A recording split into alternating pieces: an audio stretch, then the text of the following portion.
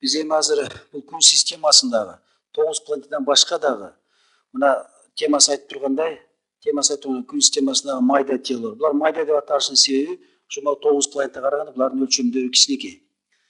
Эми ушу майда телолор менен эле чоңу мына биринчи айта турган болсок бул астероиддер же башкача айтканда муну кичи планеталар деп атап коюшат. Кичи планеталар. Эми бул астероиддердин орду кайсы жайгашкан? Мына бул сүрөттө биздин күн системасын карай турган болсок, мына күн, Меркурий, Чолпон, Жер, анан Марс, мына бул жердеги мына могу болсо, булар ушу астероиддер болуп эсептелет. Мына булар ошо Марс менен Юпитердин ортосунда жайгашкан. Эми азыркы учурда астероиддердин саны 3000ге жакын астероид бар. Алардын 98%. Мына ушу Марс менен Юпитердин ортосунда.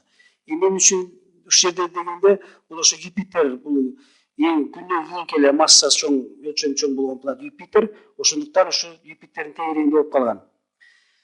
Эми бул биринчи жолу ушу астероиддер биринчи жолу 1801 жылы ачылган. 1801 жылы мында кичи планета деп атап келишкен.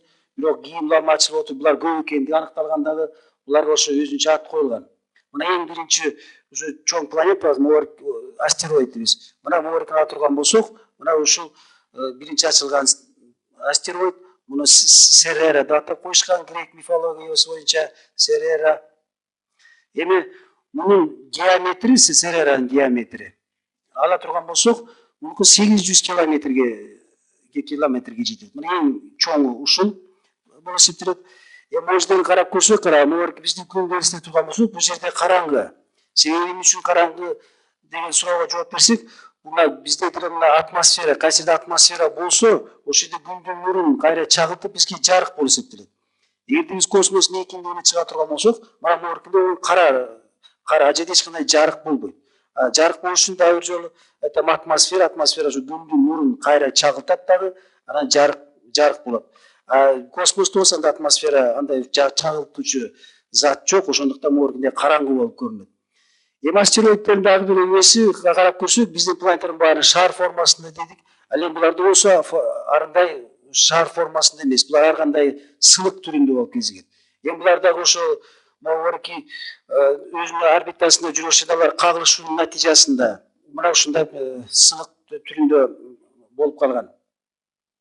Эми булардын 98% алардын ошо кээ бир астероиддер булар жерге чейин жакын келет. Мына могу сүрөттү карап көрсөк, мына биз Жер планетасы, мынакей булар Марс планетасынын орбитасынан чыгып мына жерге жакын келгендер да бар.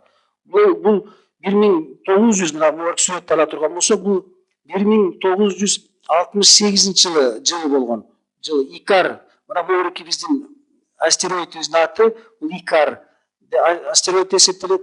Бул ошо жерге жакын келгенде мына өзгөрүп көрүп атса, бул күйүп атат, себеби жердин атмосферасына жакындаганда ысып, бул могу күйүп баштайт. Бул эми аралыгы бул жерде 10 миллион километр жакындыкты өткөндө дагы бул жерге эч кандай да тоскоолдук кыла алган эмес, себеби бул жерде массасы, жердин массасы тигиндей абдан чоң.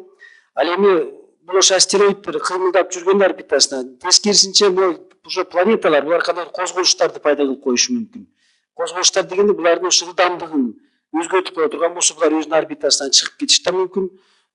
Ал эми булар ошо планетага азырынча эч кандай тоскоолдук деле кыла албайт. Эми бул ушу астероиддер ошо мындан башка да ошо жерге жакындаган бул Гермес, жер деп коем, жерге жакын келгендери булар Гермес. Анан Эрот деген дагы астероиддер бар. Эрот астероиддер бар. Булар да ошо жерге жакындап, жер эмес, анан күндүн ар жагын өтүп кайра кетүүчү астероиддер бар. Мына эгер морденге эте турган болсок, ошо кээ бир астероиддер мына орбитасын алсак, мына могу жерден өтүп анан кайра Марстан өтүп жердин жаны менен өтүүчү астероиддер да бар. Бирок булардын саны аз.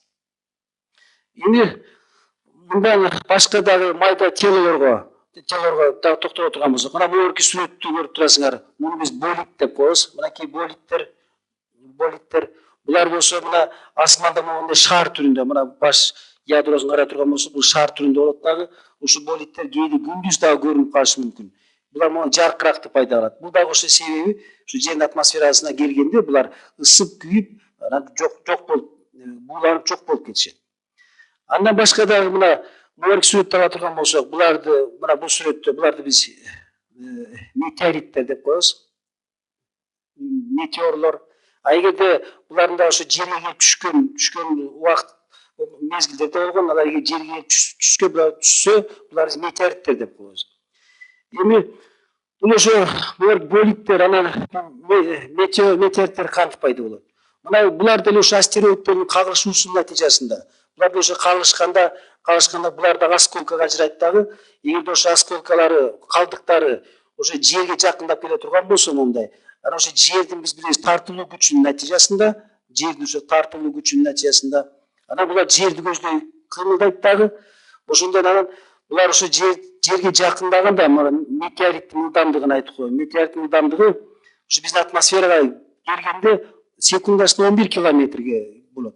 Ал эми жердин тартылуу күчүнө киргенде, булардын ылдамдыгы 60-70 секундасына 60-70 километрге чейин чогулат дагы, себеби жер өзүнө тартат. Ошондон анан булар атмосферадан келгенде мондай күйүп, анан бууланып жок болуп кетет. Бирок такыр жок болуп, жерге бизге дайыма эле күнүнө булар майда кум таш түрүндө жерге түшөт. Ал эми биз билебиз, бул ошо жерге түшкөн дагы мезгилде болгон. Мисалы Аризона штатында мурун айтканбыз, бул ошо 4-5 миллиард жыл мурун ошо жерге келип түшкөн дагы, ошо биздин метеориттибиз күйүп бүтпөй калган, себеби ошо атмосферага киргенде анын массасы абдан чоң болгондуктан, ал жерге келип түшкөн дагы абдан чоң ойдуңду пайда кылган. Биз аны ойдуң дейбиз, метеорит түшкөн изди биз кратерлер деп коебуз. Ошондо биз мисалы биякыда белгилеп коелу, ошо түшкөн учур болгон Аризона штаты бул жерде ошо кратердин диаметри 1200 метрге чейин болгон. Ал эми анын бийиктиги ошо кратердин 200 метрге жеткен. Мына карагыла, бул абдан чоң аян. Эми булардан эми бизде ошо метеориттер, булардын ошо составына жараша биз буларды экиге бөлүп коебуз. Составына жараша булар таш түрүндө болот, анан темир түрүндө болот. Анан үчүнчү аралаш таш, анан дагы темир түрүндө болуп жерге келип түшөт. Эми мына жерге келип түшкөн ошо метеориттерди биз изилдеп карай турган болсок, алар ошо радиоактивдүү элементтер булар составында, радиоактивдүү элементтер ошо элементтердин натыйжасында анан биз булардын ошо жашын канча жыл мурун түшкөндүгүн аныктап койсок болот. Эми бул жерден ошо составын карап көрө турган болсок, ошо буларды радиоактивдүү элементтерден башка дагы мисалы жерде кезиспеген элементтер булардын составында бар. Эми ошо метеорлор бул 100-120 километр бийиктиктен уже жарык чыгара баштайт. Мына жарык чыгаруусу бул 120 километр бийиктикте уже булар күйө баштайт дагы. Анан 80 километрге келгенде бул күйүп бүтөт. Мына бүтүүсү, жарык чыгарып бүтүүсү бул 80 километрге келгенде булар ошо өзүнүн күйүп бүтүп буланып жок болуп кетет. Эми мындан башка дагы бизде эми мына бул сүрөттү майда телолорго карай турган болсок, мына буларды биз кометалар деп коебуз. Комета, мына эң эле бизге жакшы изилденген, бизге белгилүү комета бул Галлей кометасы.